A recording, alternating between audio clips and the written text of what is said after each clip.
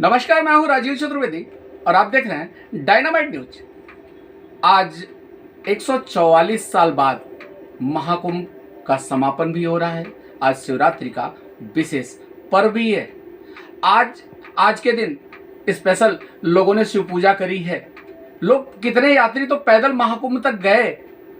कुछ वहां पे जाने के बाद आज हम उसी से रिलेटेड कुछ जानकारी जानने के लिए आज हमारे साथ जुड़े हुए हैं राम कथा और शिव पुराणों की कथाओं के मर्मज्ञ ब्रह्मर्षि जन्मेजय जी।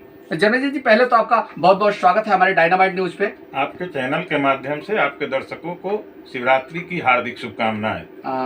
धन्यवाद गुरुदेव। एक्चुअली आज हम जानना चाह रहे हैं कि शिव पूजा और शिवरात्रि व्रत, इन दोनों में मूलभूत अंतर क्या है?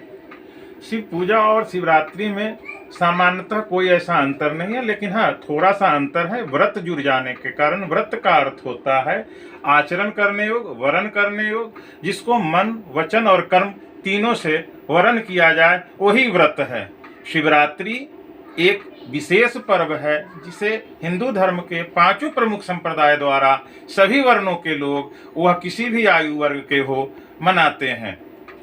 गुरुदेव, इसके साथ क्या कोई ऐसी कथा भी जुड़ी हुई है, कोई ऐसा आख्यान भी जुड़ा हुआ है कि जो ये शिवरात्रि का व्रत होता है हम क्यों करते हैं? अगर ऐसा हो तो हम हमारे दर्शकों को एक बार बताएं। इसमें दो कथाएं मिलती हैं। एक कथा ईशान संहिता में है कि माघ मास के कृष्ण पक्ष के चतुर्दशी तिथि की रात्रि में शिव जी निराकार रूप से लिंग रूप में साकार रूप में प्रकट होते हैं, इसीलिए शिवरात्रि व्रत का उत्पत्ति हुआ था या इसी दिन शिवरात्रि मनाई जाती है। लेकिन गणना भेद से फाल्गुन कृष्ण पक्ष की चतुर्दशी को यह आ जाता है, इसलिए प्रचलन में फाल्गुन कृष्ण चतुर्दशी को यह व्रत आयोजित होता है। गुरुदेव, अभी आपने कहा कि केवल दो जगह तो आपने बताया, क्या कोई और भी कथाएं हैं क्या इससे रिलेटेड?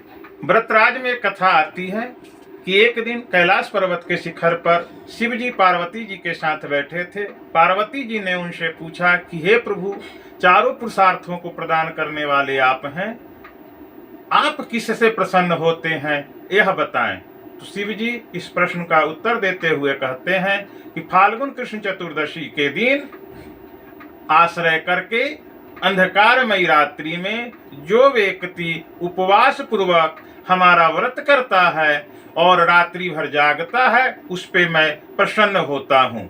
गुरुदेव, एक तरफ लोग शिव को संहार का देवता कहते हैं, दूसरी तरफ ये सबसे अधिक करुणामयी भी है। ये बहुत उदारदाता है। इनकी करुणा के रूप विलक्षण और अद्भुत रहे हैं।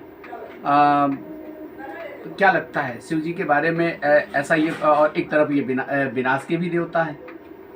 शिव जी आदि हैं, अनंत हैं, वही परमात्मा है, वही ज्ञान है। मानस में भी ज्ञान, शिव जी को सिंधु कहा गया है, ज्ञान का सिंधु कहा गया है।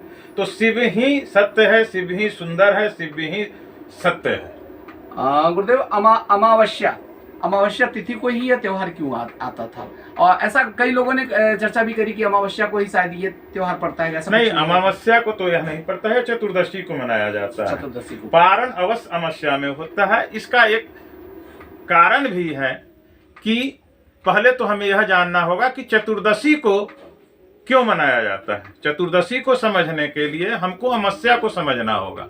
तो अमावस्या की व्युत्पत्ति जो होती है उसके अनुसार यह जब चंद्र और सूर्य एक साथ हो वह अमावस्या है। यह व्याकरण के हिसाब से, ज्योतिष के हिसाब से है। लेकिन साधन जगत में सूर्य और चंद्रमा परमात्मा और जीवात्मा के बोधक हैं। अतः समाधियों में जब जीव और शिव एकत्र अवस्थित होते हैं तब वह अनुभूति वाली जो समय होती है वही अमावस्या है। लेकिन अनुभूति के लिए दो का होना आवश्यक है, इसलिए उसके एक दिन पहले चतुर्दशी होती है। तो जब शिव के साथ जीव का एकाकार होने लगता है वह तिथि ही शिवरात्रि होती है, वही चतुर्दशी है। शिवरात्रि चतुर्दशी के दिन होने का यही रहस्य है। बहुत बहुत धन्यवाद गुरुदेव, आपने अपना कीमती समय हमारे लिए दिया। बहुत बहुत धन्यवाद।